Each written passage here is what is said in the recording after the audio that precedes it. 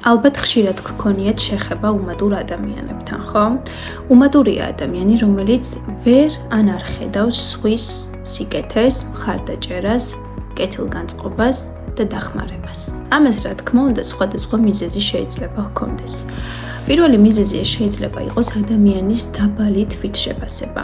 ესე იგი, ის წარმოდგენა, რომელიც მას აქვს საკუთარ თავზე.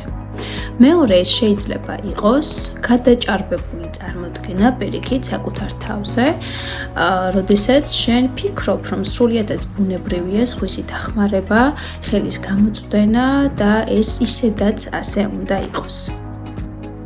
ამის საფუძველი შეიძლება იყოს ისიც, რომ ცხოვრებაში გქონდა ისეთი მომენტები, რომ ძალიან ბევრი რამის დანაკლისი გაქვს და ახლა პირიქით ამ დანაკლისის ამოვსებას სწორედ ამ კუთხით ვცდილობ, რომ ყველანაირი სიკეთე მიიღო, ისე რომ არც კი გამოხატო მადლიერება, რადგან ფიქრობდე, რომ ეს ასე არის საჭირო. ეს შეიძლება იყოს ცხოვრებისეული გამოცდილებიდან, გაკვეთილიდან გამომდინარეც, ან შეიძლება უშუალოდ ადამიანმა არ იცოდეს, როგორ და რა გზით გამოხატოს მადლიერება. ეცადე, რომ სხვისი უმადურობის გამო შენი ცხოვრებისეული ღირებულებები და ფასეულობები არ შეცვალო. თუ გულით გსურს ადამიანის დახმარება, ეს ისე გააკეთე, რომ მისგან არ გქონდეს მადლობის მოლოდინი. უმადურ ადამიანებთან ურთიერთობას, რა თქმა უნდა, მათთან დისტანცია ჯობს, რადგან ადამიანი, რომელიც ვერ ხედავს ამ გაკეთებულ სიკეთეს, ძალიან დიდ ენერგიას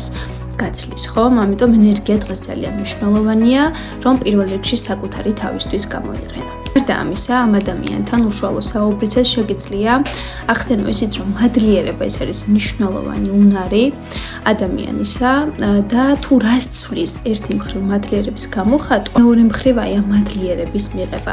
ამის უფრო მეტად გაანალიზება, ჩაშლა და დიალოგის სახით წარმოდგენა მასთან. გახსოვდეს, რომ უმადურობა ეს არის სხვისი პრობლემა და თუ ადამიანს არ სურს შეცვლა, მას ვერ შეცვლი.